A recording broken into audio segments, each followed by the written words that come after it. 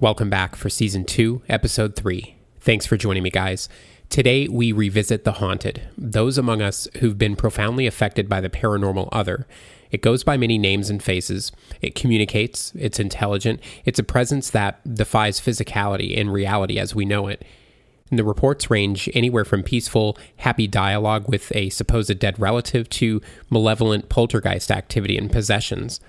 If paranormal does mean what we so often assume that it means, that these beings are the former living, this may explain, as we touched on in a recent episode, why these interactions vary as much as they do. Perhaps the person you are in life transfers over to the other side. Maybe the behavior these beings exhibit speaks to their spiritual maturity, right? Are hostile or trickster types just that way because they haven't cycled through enough reincarnations yet, or are these entities just something else entirely? How much of ourselves do we take with us when we go? How much of us stays behind? Is this why some paranormal hotspots are considerably darker and more oppressive than others? If what we've been observing and experiencing is based on former personalities and events that have taken place, this might explain why an area like an old prison has a unique energy signature different than, say, a hospital or a haunted hotel, for example. We return to the experiencer on today's episode for a first-hand account of one such place. And once more, we examine how the paranormal changes us. We look for the patterns as we meander through another tale of incredible transformation. Understand that we're not attempting to identify the source here by just using speculation. The idea is to try to attain those answers by examining the people it touches. We're sort of working backwards here, retracing our steps, because try as we might, we can't just make these things appear at will. So at least most of the time, we have to rely on the witness. Since human memory isn't terribly reliable or accurate, we work with what's tangibly there. What was your life like then? What's it like now? In what ways did the experience change you? What does it mean to you? Have you reached others in a positive way as a result? Do you have a newfound purpose now? I'm not sure any living person will ever definitively identify that source. It might be impossible, but we can learn more about it, and we can definitely learn more about ourselves in the process. At the end of the day, I think that's a win. I believe our time here matters, and I didn't just wake up and decide that one day. This has been a decades-long process of trial and error that led me to that conclusion. So I'm not just reading a Hallmark card when I say that I think the discussions we have, the people we connect with, the knowledge we share, the things we create matter. I think there's even a decent chance that's maybe what this whole thing's about. I'm not trying to impose any priorities on anybody. That's not me, but I would like to see more openness to these subjects because I think unexplained phenomena, like the paranormal, for example, are vitally important. I believe they're a window into other realities or a shared reality of some kind. We share this world with them, whatever or whoever they are. We might as well talk about it. And if it makes you uncomfortable, I'm afraid that's you. That's your reaction to it. That's not the subject matter itself. This is the stigma we're slowly chipping away at and trying to remove here. That apprehension, the nervous laughs, the eye rolls. They're all just different expressions of fear. And fear can be an instinctually healthy thing, but it can also be the worst enemy you'll ever know. We all have to maintain that balance. Some people, on the other hand, have a lifetime of strange experiences and they just become part of their lives. A strange part, but a part nonetheless. And I think there's much we can learn from these people. And that's exactly the kind of insight we're after today. Let's head into the ether.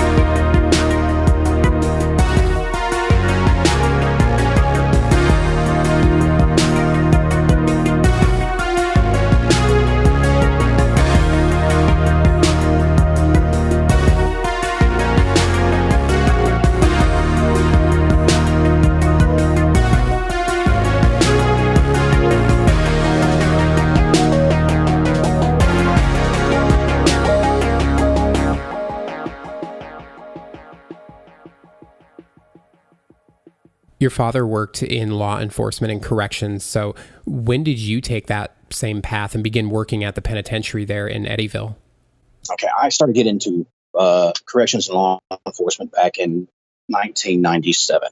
Before that, little preface to all this. Again, I grew up science kid, monster kid, nerd kid, and my vocation was music. I played in rock bands, punk bands, metal bands, and actually did local disc jockey work and commercials work in very small market here in Western Kentucky. That kind of work. Then when they started going to where they would have you come in for 2 or 3 hours, then they could use you say for like the next 8 to 10 hours. It really kind of bludgeoned my ability to take care of us starting family. So I started working at the pen in 97, actually at the what they call the farm center. It's a sort of a sister facility for minimum medium custody inmates. But started working there, and just because it had retirement, it had comp, it had sick, it had vacation days. Yeah. And I've never seen the prison shut its doors once.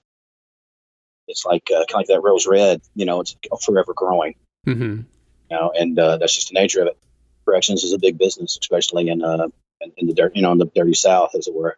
But yeah, I worked there from basically 97 through the start of 2000, and then I come back in I think 2003 at the Big Pen, and I stayed there for 7 to 8 years, so a little bit over 10 years. Okay. Not counting local, a little bit of local jailer work and whatnot. It's in this area, once you kind of get a skill set, it's hard to develop beyond that. And it wasn't until later that I started working with special needs adults. Okay. So going into this place, your dad told you stories about this place, and you had some prior knowledge, maybe even some expectations. The same might be said for a lot of people that have experienced stuff there. So my question is, do you think that played a role? Like, were you primed for the experiences you had there? By that same token, do you think, if your tenure would have been different had you not known about these things going in? Okay, here's the thing. I'm the youngest of seven. I had some brothers and sisters that didn't make it, but I'm the youngest of seven. There were 4 boys and 3 girls, and I was the youngest of that. I was always kind of a sensitive kid. I'm not saying necessarily like sensitive, overly emotional like that, but it's just I was cut differently. I wasn't as roughneck as some of the older kids. Okay. And for the reason, my heart was somewhat different. At least that's what my father told me. I told him, "Hey, Dad, I'm going to go into corrections. We'll see what's going on." He says, "Son, I wish you wouldn't." And I'm like, "Oh, I thought he was going to tell me, he's afraid I'll get hurt." He says, "I don't think you have the heart for it," which when I was, 21 years old, it was a bit of a kind of a smack. I didn't get it. But I think what he was saying was there's things there that's going to change you. And I hate to see that. And it does. You were exposed to this place. It was easier to show you where there wasn't a stabbing than show you all the places there were stabbings, rapes, molestations, beheadings, bludgeonings of inmate to inmate, inmate to officer, sometimes officer to inmate. Back in the old days, the old kind of Green Mile days, a lot of guys tripped up and down steps, as it were. That was the old expression. It was you became the animal in there. Now, I was not involved in much of that. That was more my father's time. But, I definitely knew it was a different animal than what I'd worked before in medium to minimal.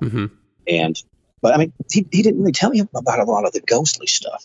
He touched more on there's things in there that you don't want on you. And maybe he meant spirits or whatever you can want to consider that. But he definitely kind of gave me the vibe it's not where I want to be. Yeah. Which, people ask me if I liked my job. I'm like, if you like the job, this type of job, you need to get out of it. It fed my family. That was the main thing. It clothed my kids. But yeah, I had a loose idea of things. I had a loose lay of the land, and I treated it kind of like a anthropology or type of experiment, a sociological experiment. Yeah, I got to study this with a little bit of knowledge. Yeah, it was almost like I'm here investigating it, but I'm not, and they're paying me. You know what I mean? Right. So, how long after you began working there did you start to notice anything, or was it pretty much right away?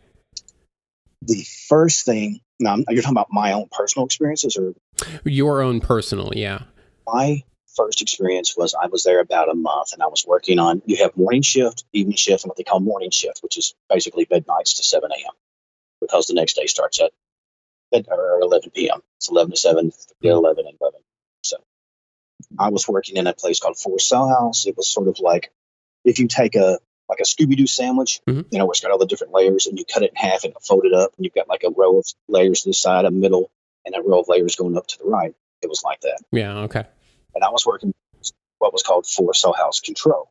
And I controlled every door in, door out, every cell, every lock onto the walls, because everything's controlled movement. This was a maximum security prison. Technically, it's a super max now. And I was working there, and they have a wall of cameras that you watch. And I noticed something down on 20 wall, which is the very bottom off to the left. They call it, or actually to the right.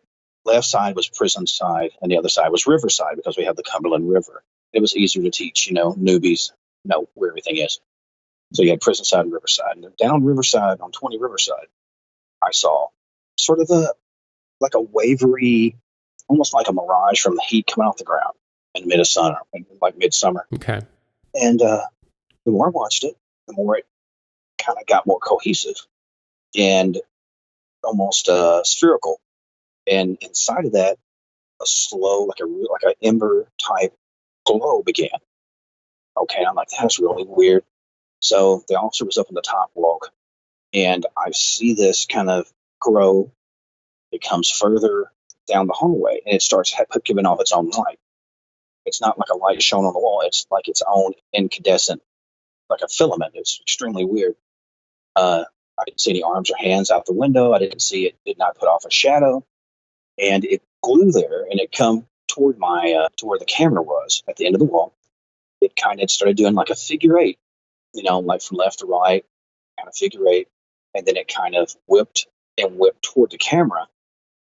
So it was so bright as it whipped and went off to the left, it shut the camera down for a second because it overpowered it. Sorry for the sound effect, but and then it faded back in slowly. And the officer, I said, "Hey, do me a favor, check that camera. There's something on the camera." He went down there and says, "No, it's fine." I said, "Well, check those walls too, if you don't mind. Make sure nobody's smoking or burning something." He says, No, everything's fine. This is usually a walk for kitchen workers. It was considered a meritorious because you didn't have another wall of inmates to stare at when you sleep. You just looked at the wall. He said, "No, everything's fine." Okay. And I would see things like that repeat itself. And I asked the older guy, his name is Mr. Edmonds. He's now retired. And he said, "Asher, what is going on with you?" I said, "What do you mean?" He says, "You're bird dog in that camera. What's something going on? Something I need to be aware of." So you wouldn't believe me. He says, "Try me." And I told him what I saw. And he went, "Yeah, that sounds about right." So man, don't play with it. He said, "No, I mean, that's 20 Walk. It used to be the old death house. And it was the next to the last cell before you got to the back gate." And he said, "Yeah, there was a lot of murders back in that area when they do let outs." And I was kind of dumbfounded. He says, "Welcome to KSP, kid." And that's when I knew I was in for a different kind of ride here. And there was a lot of places that had strange things like that. There were showers where there had been like murders and rapes done, and you'll still see, like if you're at the end of the hall, you'll see like a filmy looking shadow dart into the shower. And first I thought, well, maybe it's a shadow of somebody walking past the doorway that I didn't see it, but I saw the shadow. And then you physically see another shadow run in that's larger, and then you start hearing scuffling sounds, thumping sounds, like someone's fighting, getting bounced against a wall. And so you go up there, and there's not a darn thing. And I'm trying to get my light to come on. At first it wouldn't come on, and you're still hearing people fighting. And you flick it on, and the sound stopped, and there's not a soul in there. And I mean, and again, let me go on record. I'm not a guy that sees, Elvis in his toast or Jerry Garcia in his coffee. I'm not that guy. I'm kind of a nuts and bolts guy, but it showed me that there were just different things going on. I mean, I had some experiences as a kid, but nothing like that. Well, you worked there for quite a few years. What was your overall impression of the other officers there? It sounds like they were kind of tolerant of it, I suppose. Did you ever see anybody just say, "Yeah, I can't do this," and leave because of it? Or on the flip side, did anybody other than you kind of really get into it and try to investigate the phenomena more? Well, okay.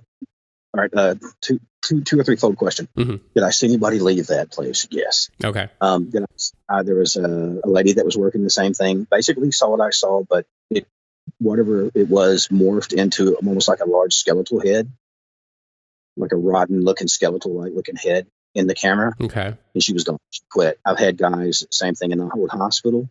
They would hear boots slamming and stuff like that, and they got the hell out of there, pardon my language. They were done. It's one of these things. It's like, okay, example. I live not far from a train tracks, Western Kentucky. We still use a lot of trains here. Is it, something you kind of have to get used to? Yes. Is it something that you'd rather not deal with? Yes. It's so, but most people just, maybe their religion didn't allow them to believe in anything. Sure. That wasn't right in front of their face or straight up biblical or whatever. And that's fine. I respect that.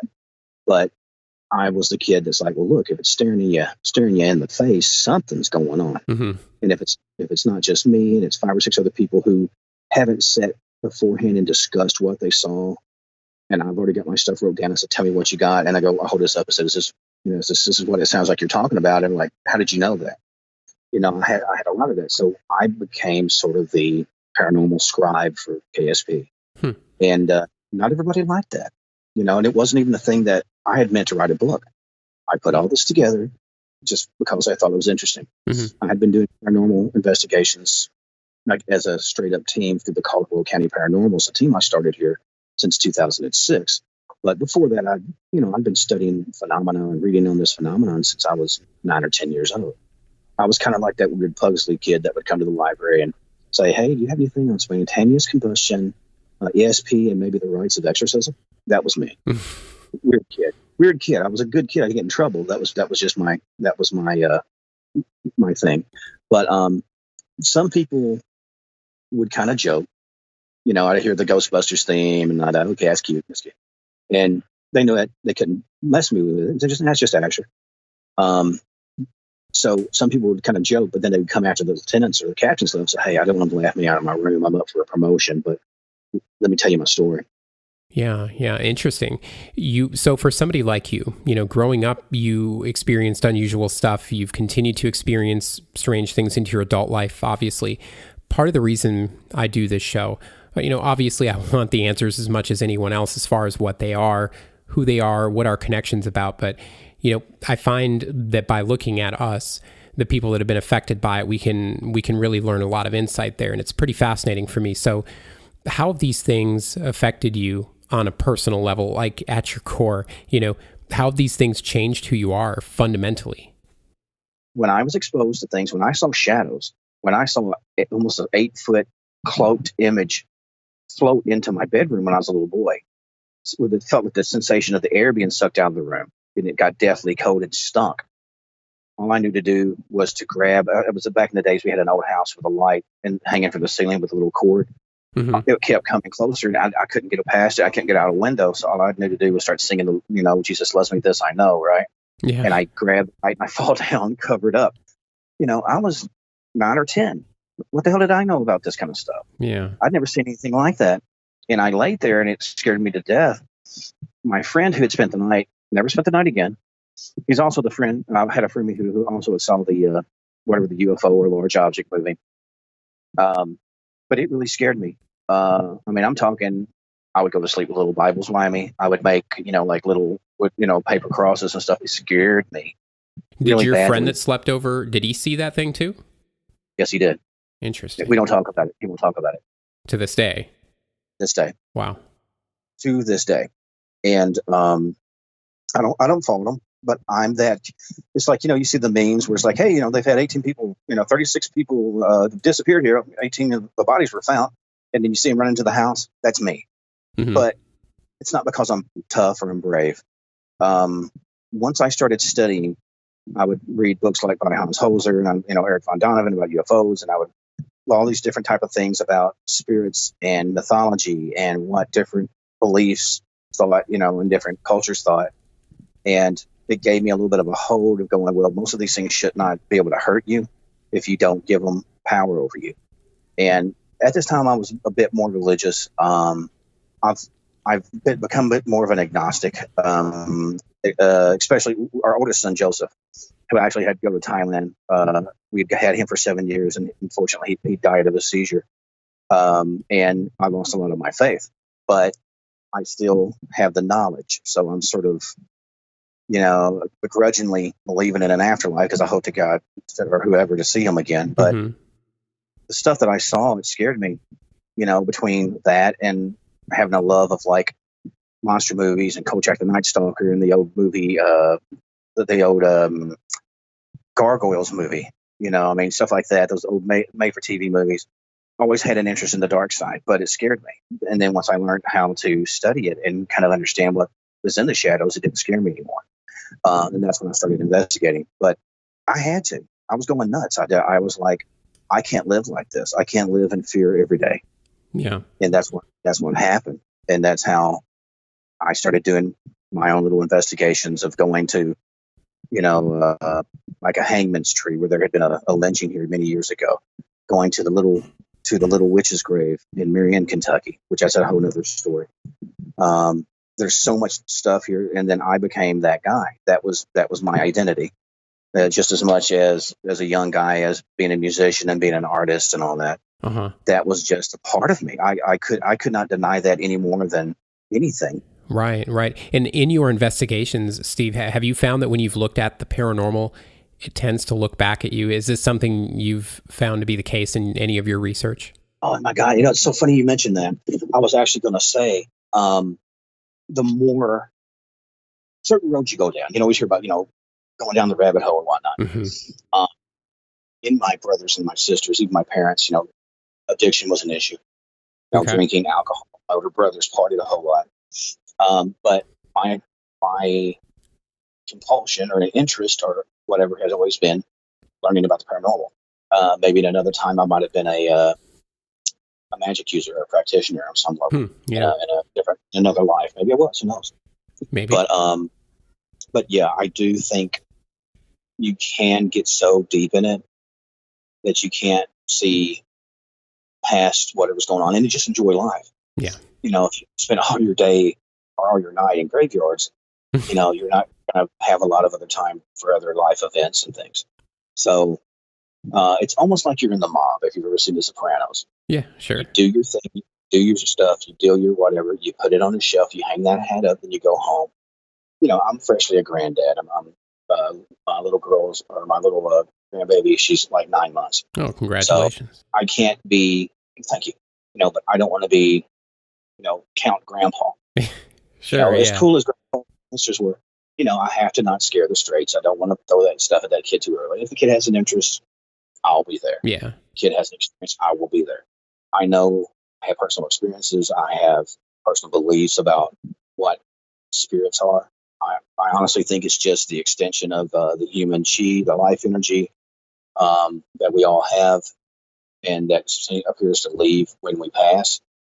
Maybe it's just that. Maybe it's a certain amount of whatever, like a glitch from where we're no longer there, where you have something to fill the void. So there's sort of a pale imitation of you there. Yeah. I think that we're basically electromagnetic creatures, rocking around in little, flesh outfits. Hopefully we go on to something cooler. I would hate to think this is it, but learn as much as you can here and take, the experience is good or bad and try to make a positive out of it. That's all you can do.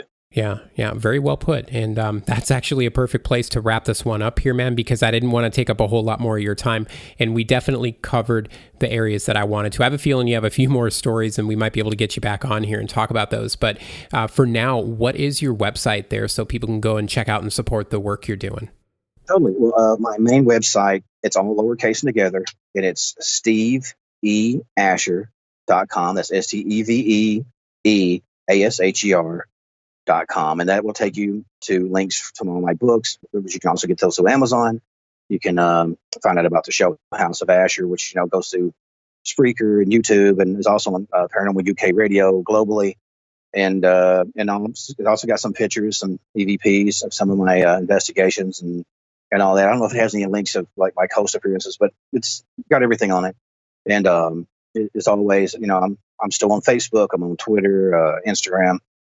Look me up, holler at me. I'm always glad to talk to people because, we're all on this together and none of us is getting out alive. So let's try to make the best of it and learn from each other if we can. Absolutely. Thanks again, Steve. This was fun. Until next time, sir, and make sure to keep us posted on whatever's new and upcoming for you, okay? Do it. Thank you again.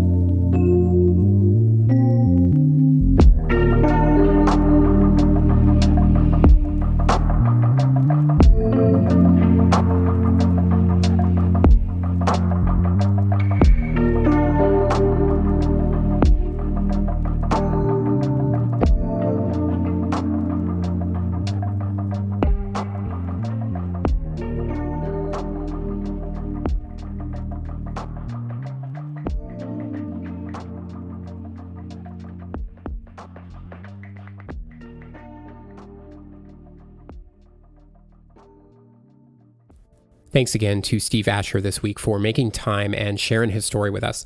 Again, it's steveeasher.com. Make sure and check that out. You can find out about his show, House of Asher, as well as the books he's written on various hauntings in Kentucky. His most recent one actually goes into ancient history territory, so pretty curious and interested to see where he goes from there. I love the direction he's taken thus far. He's taken the initiative to learn more about the things that caused so much fear in his life early on, and now he's writing books about the stuff. He's producing a podcast, and neither of those things are easy. They take a lot of effort. So I really appreciate contributions like that, especially if the ones making them are the ones having the experiences. I think that's important, and I think what he's doing is really great. Some of the activity he described at the prison, like the sounds he'd hear when no one was there, the shadow figure he saw dart into the showers, this sort of reinforces that these events are simply replaying themselves. But the lighter orb he saw on the monitors, however, I get the feeling that was something a little different. It definitely had an intelligence, whereas some of the other stuff sounds more benign, like almost projections of some kind. This penitentiary has a very dark history, and most of us really can't imagine the kind of things that have happened there. We've all seen TV, but I doubt many of us would want to spend the night in that place, let alone work there day in and day out.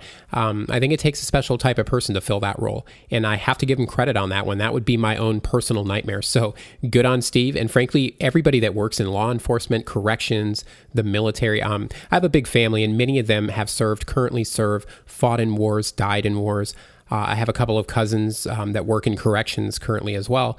And my understanding is that the money's usually pretty good, but the trade-off is working in a prison. These are intentionally depressing and just really shitty places. Talk about taking work home with you. That stuff doesn't just wash off. But like Steve said, he treated it kind of like a sociological experiment. He was there to do a job, but also as an observer. And I commend him for that. I also think he did the best possible thing. He wrote a book about it. He shared his knowledge of the place and his experience working there. And with a lot of unexplained phenomena, that's all you can do. Put it out there for consumption and hope that it makes a difference. Again, as long as we're being honest and we're not exaggerating the facts, we are making a difference, though that may not be obvious right now. The answers we're after, they don't come easy. We shouldn't expect them to. We're literally searching for the meaning of life here, our purpose on this planet, whether we're alone, what happens when we die. We've been plagued with these damn questions for eons, but I refuse to accept that the answers don't exist. Whether we can reach them or not is another matter, but I'd like to try, and surely that information exists somewhere in the ether, right? But look, I would rather spend my whole life searching and never come to a conclusion than spend what little time I have here groaning about politics, religion, or trying to keep up with the Joneses while I make small talk about the weather. Please, anything but that. And on that note, that's the show, guys. Please don't forget to show your support for the program by rating and reviewing the Aether on Apple Podcasts. Make sure and follow us on Spotify. Drop by the Aether Podcast Facebook page. And we're on Instagram at Aether_show. And you can listen on YouTube, all the major podcatchers. Thanks again for joining me in the Aether. We'll see you next time.